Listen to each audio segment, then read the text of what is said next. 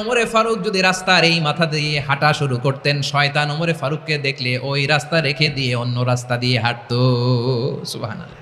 ওমরে ফারুক রাদিয়াল্লাহু তাআলা আনহু কি পার্সোনালিটি ছিল, কি পার্সোনালিটি। আমাদের এলাকায় ছোট বাচ্চারা রাতে ভাত খেতে চায় না, আমার মেয়েটাও খেতে চায় না, এই এটা দিব ওইটা দিব, আজকে মাহফিলে আসার সময় বলে দিছে লিস্ট করে এটা এটা আনতে হবে। তো ছোট্ট বাচ্চাদের অনেক বায়না থাকে, ওরা রাতে খেতে চায় না।